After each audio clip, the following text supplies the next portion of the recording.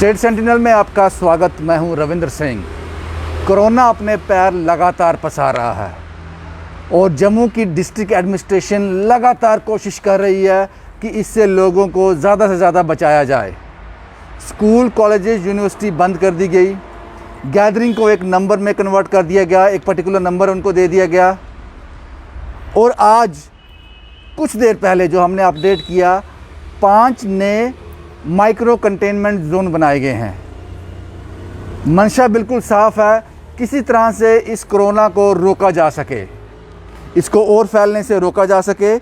एक बार फिर मैं आपको बता दूं, हालांकि इन पिछली रिपोर्ट में बताया था, एक बार फिर बता दूं, ये जो 5 micro containment zone Jammu district के अंदर बने हैं, दाल वाली गली कनक मंडी, विकास कॉलोनी मुठी, सुरक्षा विहार पलोड़ा, खूह वाली गली त्रिकुटा नगर, आदर्श एनक्लेव त्रिकुटा नगर, ये 5 जो लोकेशंस हैं, इनको माइक्रो कंटेनमेंट जोन में तब्दील कर दिया गया। इसका मतलब ये है कि यहाँ किसी भी तरह की मूवमेंट नहीं रहेगी। अगर किसी को मेडिकल असिस्टेंट चाहिए, कोई मेडिकल इमरजेंसी है, तो उनके लिए नंबर दिए गए हैं एडमिनिस्ट्रेशन के द्वारा। आप उस पर कॉल करें, तुरंत आपको रिएक्शन मिलेगा, उस पर रिएक्ट किया जाएगा। उसके साथ साथ जो आज कोरोना के हालात बने, कश्मीर डिवीज़न में आज 748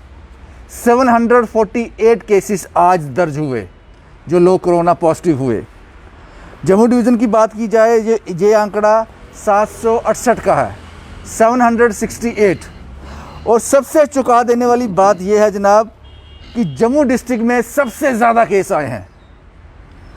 जम्मू डिस्ट्रिक्ट में सबसे ज़्यादा केस आए हैं, 451 केस। ये अलार्मिंग सिचुएशन है, इसीलिए डिस्ट्रिक्ट एडमिनिस्ट्रेशन ये सब कर रही है। अब हम मुद्दे की बात पे आते हैं। हमने पिछले 1-2 दिन में आपको बताया किस तरह से यूनिवर्सिटी, स्कूल, कॉलेजेस सब बंद कर दिए गए। उसके बाद लार्ज पब्लिक इंटरेस्ट में एक बड़ा फैसला आया, no annual charges, no admission fees, no other charges, only tuition fee. पिछले साल 2020 में जब कोरोना ने दस्तक दी थी, ये ऑर्डर इम्प्लीमेंट किया गया था।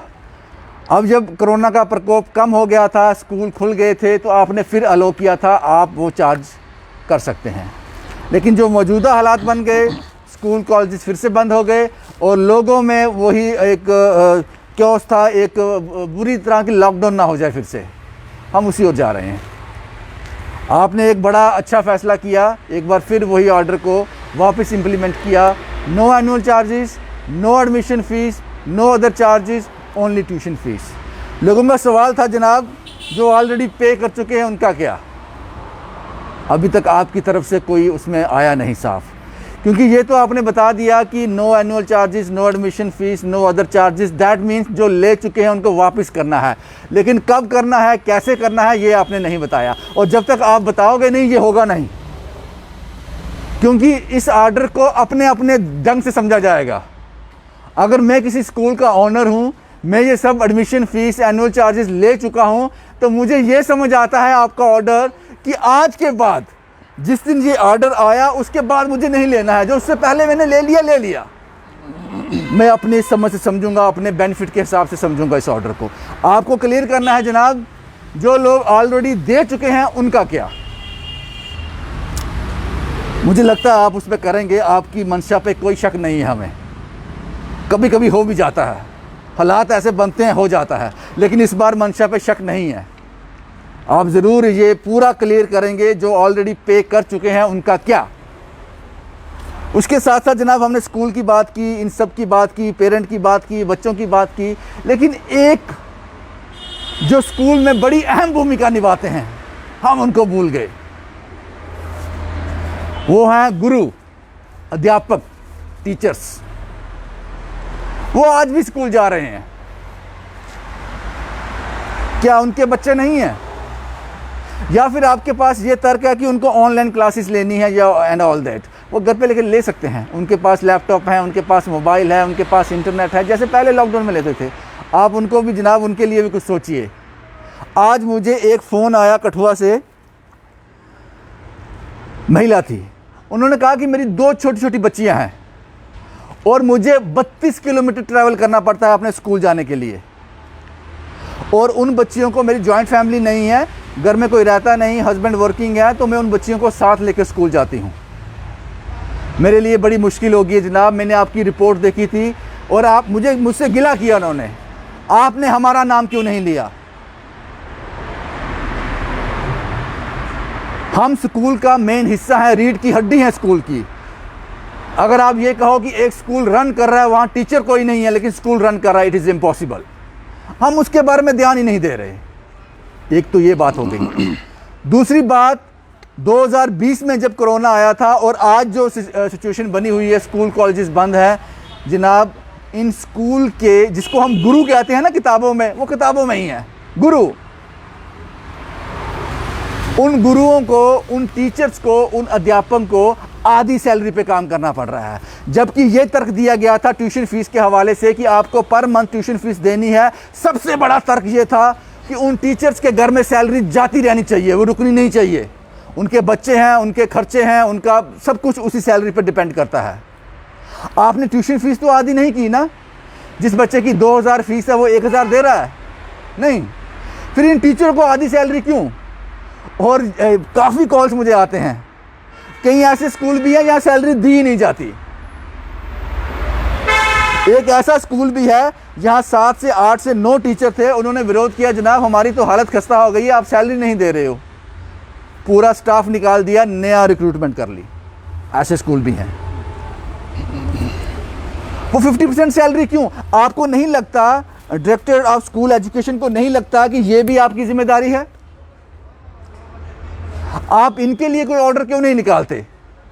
और वो टीचर कभी बात नहीं करेगा, कभी कैमरा के सामने, अगर आता तो मैं लेकर आता, वो कभी कैमरा के सामने नहीं आएगा, डरा हुआ है। आज आधी मिल रही है, कल इससे भी जाएंगे, निकाल दिया जाएगा। कौन सुनवाई होगी, कहां पे सुनवाई होगी।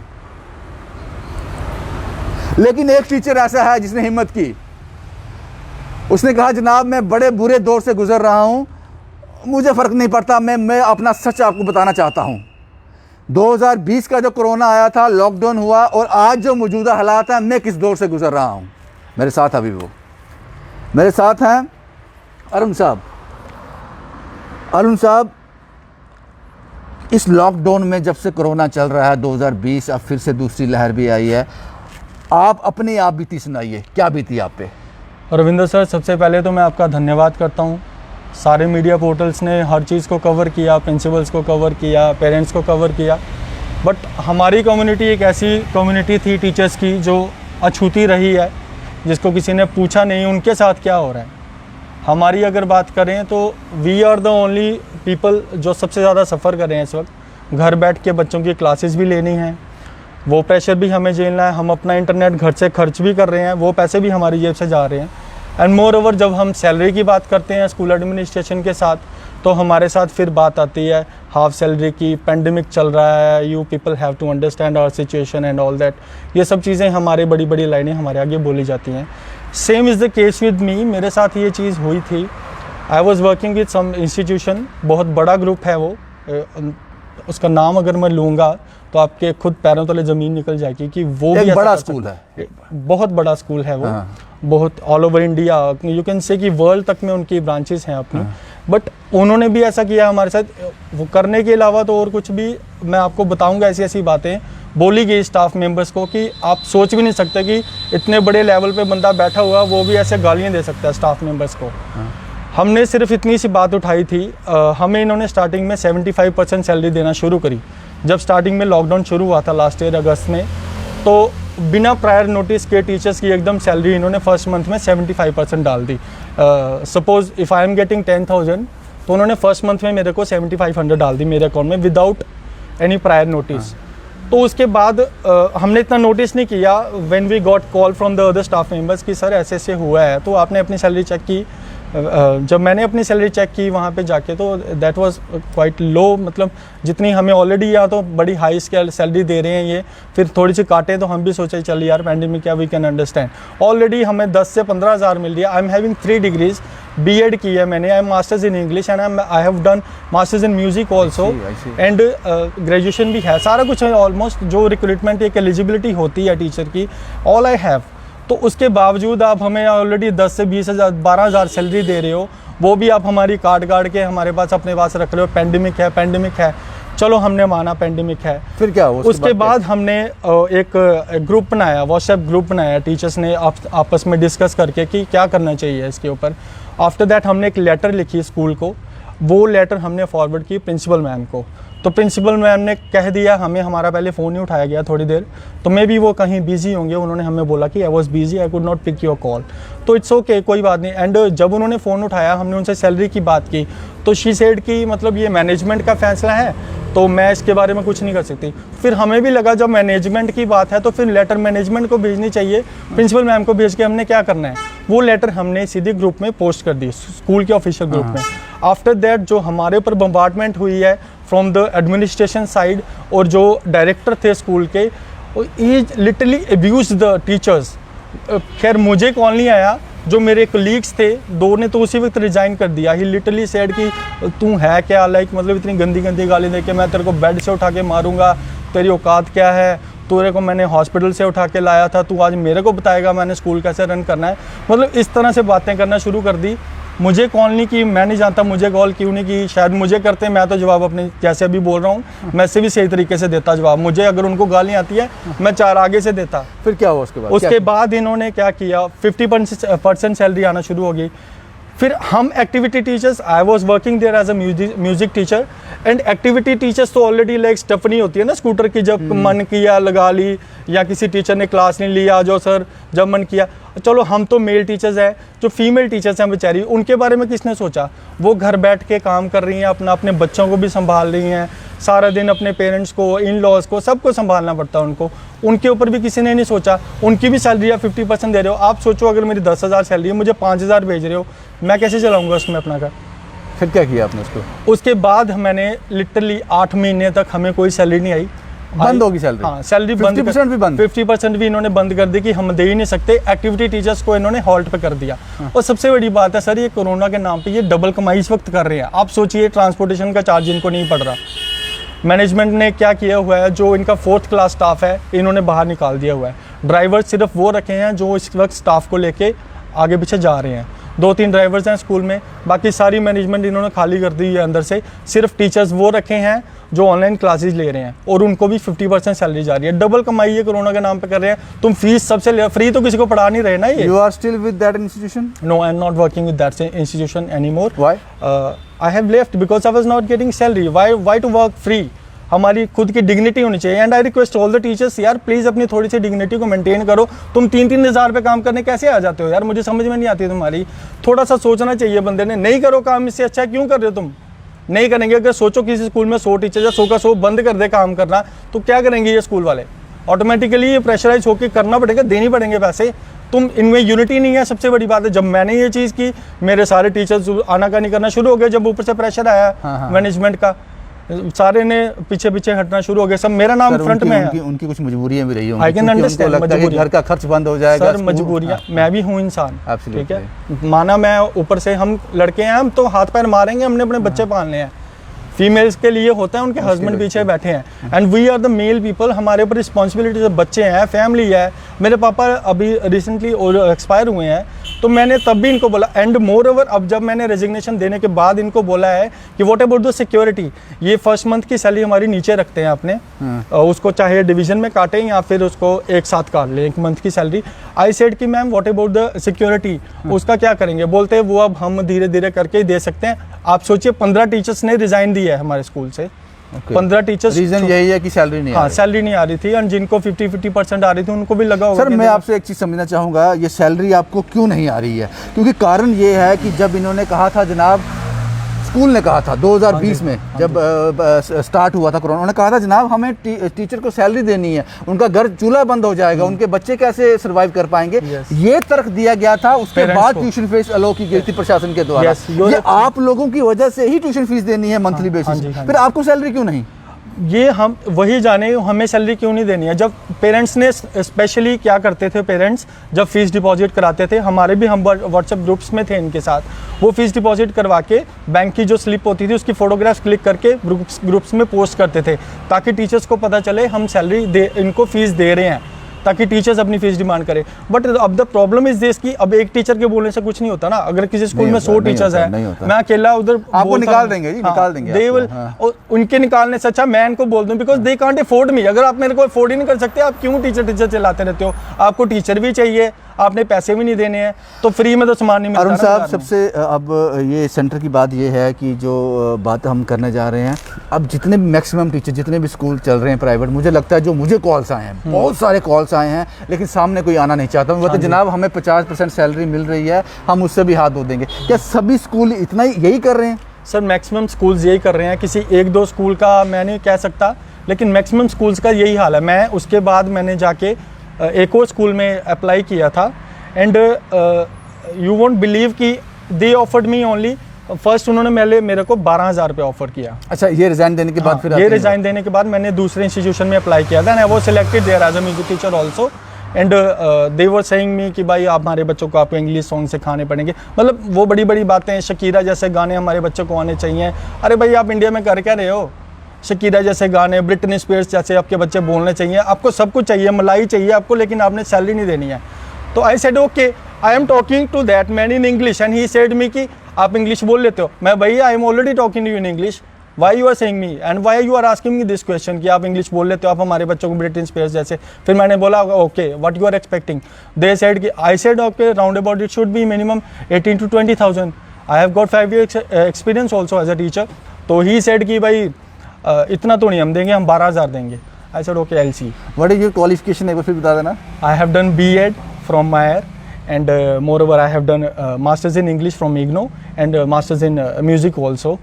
आपको 12,000 लोग? हाँ 12,000 मेरे को पहले इन्होंने बोला। 3-4 दिन के बाद मेरे को कॉल आती है 14,000 लाइक टमाटर। फिर आप इतना पढ़े क्यों? अगर जम्मू में रहना था तो आप 10th 12th पास करके तो फिर बाद में इसलिए तो मैंने नहीं किया ना, मैंने उधर भी नहीं ज्वाइन किया। इससे अच्छा मैं अपना काम करूँ, मेरे को क्या पड़ी है इनके तलवे चाटने की। ना इन्होंने पैसे खर्चने, जब अफोर्ड नहीं कर। यार तुम ब्रिटनी स्पीयर्स की बातें कर रहे हो, ब्रिटनी स्पीयर्स को खरीदने के लिए तुम्हारे 4 स्कूल बिक जाएंगे, उसका एक शो फिर आप करवा पाओगे। इतना आसान नहीं होता। मुश्किल है, पेरेंट्स टीचर के लिए काफ़ी मुश्किल दौर से निकल रहे हैं। लेकिन जनाब आप समझ लीजिए, इतने क्वालिफाइड टीचर हैं, लेकिन आप उनको 10, 12, 13, 14,000 ऑफर कर रहे हो। ये बदकिस्मती है। और एक, क्योंकि हर बार, क्योंकि ऐसा ज़रूरी नहीं है कि जो सबसे बड़ा होता है, सबसे समझदार वही होता है। एक बच्चा भी आपको अपनी राय दे सकता है, जिसमें ताकत हो सकती है, जिसमें कुछ फ़ायदे हो सकते हैं, जिसमें लॉजिक हो सकता है। जनाब इज़ इट पॉसिबल कि जो भी स्कूल आपने एक फ़ी स्ट्रक्चर सेट करना है, नहीं किया? हर स्कूल अपनी मर्ज़ी से फ़ी लेता है, उसका अपना इन्वेस्टमेंट है, उसके हिसाब से चलता है। इज़ इट पॉसिबल जितने भी टीचर प्राइवेट स्कूल्स में हैं, उनकी जो सैलरी है वो स्कूल टीचर्स को डायरेक्ट ना दे, वो स्कूल एक डिपार्टमेंट को दे, डिपार्टमेंट टीचर्स को दे, और ये सैलरी प्राइवेट स्कूलों में एक फिक्स की जाए कि इस वेज से नीचे नहीं होनी चाहिए। अगर एक क्वालिफिकेशन से हिसाब देखा जाए, वो क्राइटेरिया सेट किया जाए। अगर कोई टीचर B.Ed है तो जनाब उसकी इतनी होनी चाहिए, अगर वो M.Ed है तो उसकी इतनी होनी चाहिए, अगर वो उससे ज़्यादा क्वालिफाइड है तो उसकी इतनी होनी चाहिए। हो सकता है CBSE में तो क्राइटेरियाज होते हैं, बट ये उसको क्या करते हैं, लाइक जब इंस्पेक्शन के लिए कोई आता है तो ये टीचर से उस वक्त सिग्नेचर्स लेते हैं किसी चीज़ पे। उस सिग्नेचर में क्या होता है, जो सैलरी एक्चुअली शो की जाती है ना, तो कई बार तो ये क्या करते हैं, जब बाहर से टीम आती है 2-2 मंथ्स की सैलरी इकट्ठी डाल देते हैं स्टाफ के अकाउंट में। अच्छा, ऐसा लगता है कि ये 2 महीने की सैलरी एक ही महीने की है, तो उनको ये लगता है कि ये दिस इज मींस कि अगर आपको 12,000 मिल रही है तो 24,000 आ जाएगी, इनको 24,000 मिल रही है। तो CBSE क्राइटेरियाज में मुझे लगता है कि 4th क्लास की सैलरी 10,000 होती है जो ये टीचर्स को देते हैं, एंड 8-8 हज़ार में मैंने अपनी नज़रों में देखा है टीचर्स अपॉइंट होते हैं। फीमेल टीचर्स मेरी नज़रों के सामने, जहाँ मैंने आपको बोला है, मैं इंटरव्यू दे के आया हूँ, वहाँ पे 8-8 हज़ार में टीचर अपॉइंट हो रहे हैं। तो सबसे बड़ी गलती तो टीचर्स की भी है, जो आप लोग अपॉइंट हो रहे हो 4-4 हज़ार। आप समझ सकता हूँ गलती है, लेकिन ये जम्मू कश्मीर है, यहाँ अनएम्प्लॉयमेंट बहुत ज़्यादा है। तो जब घर में आपके चूल्हा ठंडा होगा तो आपको कोई 2,000 देगा, आप तब भी आ जाओगे। ये ह्यूमन नेचर है, ये ज़रूरत भी है, ये ज़रूरत की बात है। लेकिन जो हमने आपसे कहा जनाब, ये बड़ी बात नहीं है, आप सब कुछ कर सकते हो। आपको नहीं लगता कि जितने भी प्राइवेट स्कूल्स रन कर रहे हैं, उसका बैकबोन क्या है? जो भविष्य आप चाहते हैं, जो यूथ का, भारत का भविष्य चाहते हैं, वो इन स्कूलों से आता है। उसका बैकबोन क्या है? ये टीचर। इन टीचर को तो आप अच्छे से फीड कीजिए। सजेशन है, आपको अच्छा लगे ले लीजिए, नहीं तो जाने दीजिए। जो भी प्राइवेट स्कूल, जिस तरह से एक सिक्योरिटी गार्ड होता है, आप सिक्योरिटी गार्ड रखते हो, डायरेक्ट कोई भी ऑनर जो है वो सिक्योरिटी गार्ड को सैलरी डायरेक्ट नहीं देता है, वो एक एजेंसी के द्वारा हायर किए जाते हैं, वो सैलरी उस एजेंसी में जाती है, वो एजेंसी वाला उस सिक्योरिटी गार्ड को सैलरी देता है। इज इट पॉसिबल एक ऐसा इदारा बनाया जाए, जितने भी प्राइवेट स्कूल्स हैं उन सब टीचर की सैलरी उस पहले आपको फिक्स करना है, एक वेज फिक्स करना है कि जिस टीचर की क्वालिफिकेशन इतनी है उसकी इतनी सैलरी होगी, फिर ट्रांसपेरेंसी हो जाएगी। जो मोनोपोली चलती है ना कि टीचर को डराना धमकाना, अगर ज़्यादा बोले तो जॉब से निकाल दिया जाएगा, वो नहीं होना चाहिए। डायरेक्ट अकाउंट में सैलरी आए, वाया गवर्नमेंट के सर्विलेंस के द्वारा आए। हम सब कुछ कर सकते हैं, हर चीज़ का हल है, लेकिन करेगा कौन? इतना पेन लेगा कौन? चल रहा है, चलने दो, जब बात ब्रिम तक पहुंच जाएगी, जब पानी सर से ऊंचा हो जाएगा, फिर देखा जाएगा। सर एक रिक्वेस्ट मेरी एडमिनिस्ट्रेशन अपनी स्टेट गवर्नमेंट से भी है, लाइक जैसे आज पेरेंट्स हमारे इस दौर से गुजर रहे हैं, दिया काफ़ी सारे पेरेंट्स हैं जो बेचारे मेहनत कर के अपने बच्चों को बड़े बड़े स्कूलों में पढ़ाते हैं। उनका ख्वाब होता है मैं बड़े अपने, एक्चुअली कल्चर वैसा चल पड़ा ना, शो ऑफ वाला, मेरा बच्चा DPS में पढ़ रहा है, मेरा बच्चा हेरिटेज में पढ़ रहा है, मेरा बच्चा ब्रिटिश इंडियन, मतलब वैसा चल रहा है सिस्टम। तो मैं चाहता हूँ गवर्नमेंट से मेरी हाथ जोड़ के दरख्वास्त है, शायद ये बड़ा लंबा प्रोसीजर होगा, बड़ी देर के बाद ये चीज़ें होंगी। आई जस्ट वांट कि यार आप 7th पे 8th पे कमीशन कर रहे हो टीचर्स का, आप उन जिनकी 1 लाख है उनकी 4-4 लाख सैलरी हो जाएगी। आप उसके बजाय पहले इंफ्रास्ट्रक्चर अच्छा कर लो ना स्कूल का। गवर्नमेंट स्कूल्स को आप उस लेवल तक ले जाओ कि प्राइवेट की जरूरत ही ना पड़े, जरूरत ही ना पड़े। जो पेरेंट्स बेचारे बाहर बेचते हैं बड़े बड़े स्कूलों में, आप, और हालांकि गवर्नमेंट जो टीचर्स होते हैं they are much qualified than us, absolutely PhD scholars तक बेचारे टीचर की जॉब कर रहे हैं, वहां पे 50-30 हज़ार रुपए लगे हुए हैं जस्ट की गवर्नमेंट जॉब है। तो यार आप अपने बच्चे गवर्नमेंट स्कूल्स में तभी डालोगे अगर इंफ्रास्ट्रक्चर अच्छा होगा। एब्सोल्युटली, ये आप बिल्कुल सही बात कही, उस पर भी काम करने की ज़रूरत है। बाकी सब यही था जनाब, कोरोना काल में हमने हर चीज़ को टच किया। हमने सिर्फ इन टीचरों को भूल गए, इन अध्यापकों को भूल गए, जो आज भी मैक्सिमम स्कूल जो हैं, अब ये कवायद शुरू हुई है, स्कूल बंद हो गए हैं, वो सब हो गया, इनको हाफ सैलरी मिलेगी या तो मिलेगी नहीं। इस पर भी जनाब आप नज़र रखिए। जो हर महीने आप बात करते हो ट्यूशन फीस देने की स्कूल को, उसका मेन कारण ये है कि इन टीचर्स के घर के चूल्हे ठंडे ना हो जाएं, इनके बच्चों को वो सब मिलता रहे जिनका ये हकदार हैं। तो आप इस पर भी नज़र रखिए। सब कुछ पॉसिबल है, ये आप पे डिपेंड करता है आप कैसे करते हैं या नहीं करते, ये बात की बात है। बस यही था जनाब आज के इसमें। बाकी कोरोना काल की जो दूसरी लहर है वो काफ़ी ख़तरनाक है। सभी SOPs को फॉलो कीजिए। एडमिनिस्ट्रेशन जो है वो पूरी तरह से सतर्क है, हर संभव कोशिश की जा रही है कि जितना हो सके लोगों को बचाया जा सके, लेकिन उसमें आपका ताउन बहुत ज़रूरी है। शुभम कुमार के साथ Ravindra Singh, the state sentinel के लिए।